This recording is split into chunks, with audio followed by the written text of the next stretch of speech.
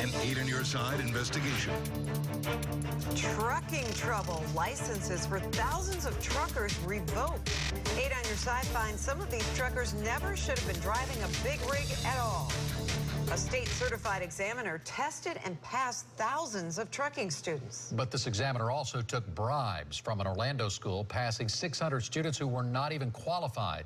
And now we found some legitimate truckers in Tampa Bay who are at risk of losing their licenses. Investigative reporter Shannon Bacon joining us now with that story. These truckers, guys, they are caught up in a mess they had nothing to do with. And now if they don't fork over hundreds of dollars and pass another test, their licenses will be useless. Jose Perez paid thousands of dollars to go to trucking school. But now, 3 years later, if he doesn't fork over hundreds more to retake the driving test, the state is taking back his license. At the time, everything was okay, and 3 years later is a long time to get a letter like this. Perez and thousands of other Florida drivers are getting this letter warning the state, quote, has good cause to confirm your ability to safely operate a motor vehicle. You know, all the time and effort involved and the money and everything. Helpless, Perez turned to 8 on Your Side for answers. We found this is tied to a fake driving school in Orlando that Perez had nothing to do with. School officials were indicted for selling big rig licenses to 600 Russians, even though they weren't qualified. Well, that's very alarming because, I mean, you have people out there driving 18-wheeler vehicles that weigh 80,000 pounds and that are not really qualified to be behind the wheel. Perez got his training at first-class CDL truck training in Tampa.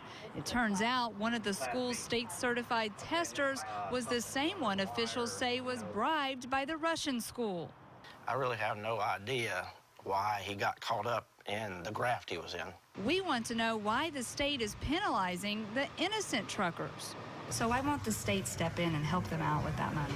Meanwhile, Perez is stuck with a tough choice. Do you think this is right to make you retake it and pay more money?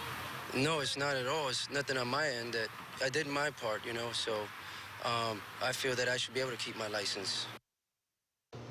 State officials tell me this is all about safety. They say this is the only way they can guarantee that everyone who tested with this particular tester is qualified. But it's unfortunate that the state is not willing to help with the payment because most of these folks did absolutely nothing wrong. This seems ridiculous. I mean, we're going down the road with these big trucks all around us, and you're telling me some of these people don't even have the qualifications to drive? And what about these Russians? Why were they willing to pay for this, and how did that even happen? I have been asking, I've been calling everywhere, the FBI, the U.S. Attorney's Office, and no one wants to tell me exactly why, but it certainly piqued our curiosity because Homeland Security was involved in this investigation. So it is very strange. And I asked how much were they willing to pay, and it was $75 on top of the normal cost. That's it? $75 a pop. Wow. Yeah, Man. that's it. Yep. Thank you, Shannon.